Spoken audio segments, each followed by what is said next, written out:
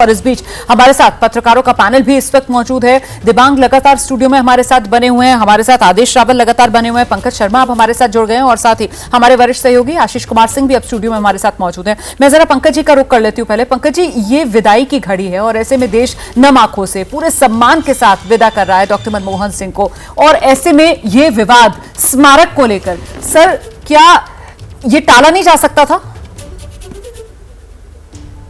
तो टाला जा सकता था। बहुत दुर्भाग्यपूर्ण है। असल में ये जो सरकार है ये छोटे दिल के लोगों की सरकार है। आपने देखा कि प्रधानमंत्री बनने के बाद नरेंद्र भाई मोदी ने सबसे पहला काम ये किया था कि उन्होंने जो पूर्व प्रधानमंत्री हैं उनके जन्मदिन पर या उनकी पुण्यतिथि पर उनकी समाधि पर जाने का जो रिवाज था बंद कर दिया था। खाली ट्वीट करके वो अपनी श्रद्धांजलि अर्पित किया करते थे। तो इस मौके पर जब डॉक्टर मनमोहन सिंह देश को, उनका एक बहुत बड़ा योगदान है। ठीक है कि उनका जो कार्यकाल था, पहला कार्यकाल था, वो तो बहुत अच्छा था। उसमें उन्होंने बड़े बड़े काम किए। नेशनल रूरल हेल्थ मिशन आया था। ये जो आधार कार्ड बने, तो जो यूनिक आइडेंटिफिकेशन अथॉरिटी थी ये उनके जमाने में स्थापित हुई। रूरल एम्प्लॉयमेंट गारंटी स्कीम आई, Mahatma Gandhi NREGA, right to information act आया, सिविल न्यूक्लियर एग्रीमेंट हुआ।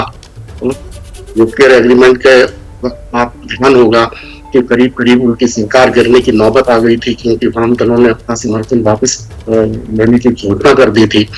तो इस तरह के उथल पुथल भरे दिनों में और उन्होंने अर्थव्यवस्था को भी संभाल कर रखा, देश को भी संभाल कर रखा। बेहतर होता कि आज की सरकार उनके अंतिम संस्कार के दिन जो विवाद हुआ है उसको टालती, और सरकार के पास समय था। ऐसा नहीं कि समय नहीं था। सरकार चाहे तो दिन के भीतर हर तरह के इंतजाम हो जाते हैं। लोगों ने देखा है कि जब चौधरी चरण सिंह जी के देहांत के बाद उनके अंतिम संस्कार को लेकर कुछ विवाद पैदा हुआ था, तो रातों रात भूमि आवंटित की गई थी और उनकी समाधि के लिए। सरकारें चाहें तो कुछ भी कर सकती हैं। ये दुर्भाग्यपूर्ण है, इसको टाला जाना चाहिए। ठीक है, आप ये कह रहे हैं कि इससे बचा जाना चाहिए था, इसको टाला जाना चाहिए था। और ये तस्वीरें देखिए आप, निगम बोध घाट उसके बेहद नजदीक इस वक्त ये काफिला पहुंचता हुआ अंतिम सफर पर। डॉक्टर मनमोहन सिंह पार्थिव शरीर बिल्कुल निगम बोध घाट, यहाँ से महज चंद मीटर के फासले पर उसका वो गेट है और वो पीले रंग के दिल्ली पुलिस के बैरिकेड्स भी अब आपको दिखने लगे हैं, जहां पर ट्रैफिक पहले से ही रोक दिया गया है, क्योंकि इसी तरफ निगम बोध घाट पर अब ये कारवां आगे बढ़ेगा, जहां पूरे राजकीय सम्मान के साथ डॉक्टर मनमोहन सिंह को विदाई देने की तैयारी पहले से ही मुकम्मल कर ली गई है। हम जल्दी से आपको लेकर चलेंगे। आदेश रावल हमारे साथ मौजूद हैं, वरिष्ठ पत्रकार हैं, और उससे जरा जानते हैं इन पलों में डॉक्टर मनमोहन सिंह की वो विरासत किस रूप में आपको याद आ रही है, और देखिए किस तरीके से खास मेहमानों के पहुंचने का सिलसिला निगम बोध पर वो भी लगातार जारी है।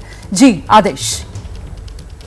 देखिए, मुझे लगता है कि जो उनके काम थे यूपीए 1 के दौरान और यूपीए 2 के दौरान, हालांकि उनके कुछ काम उनके खिलाफ हथियार बने बाद में। सबसे पहले मैं बात करूंगा कि किसान कर्ज माफी, 72,000 करोड़ रुपए किसानों के माफ किए गए यूपीए 1 में।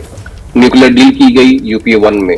राइट टू इंफॉर्मेशन, इसका कांग्रेस पार्टी के खिलाफ ही यूपीए 2 के दौरान काफी इस्तेमाल हुआ। और जब जो तथाकथित स्कैम्स थे, जिसमें ये कहा गया कि कोल स्कैम, स्कैम, कॉमनवेल्थ घोटाले, जिनमें बाद में किसी को भी सजा नहीं हुई, सबको बरी कर दिया गया। तो उन बातों को लेकर डॉक्टर मनमोहन सिंह ने कहा था कि जो इतिहास है मेरे प्रति दयालु होगा, और आज मुझे देख के लगता है कि हाँ, इतिहास उनके प्रति दयालु है।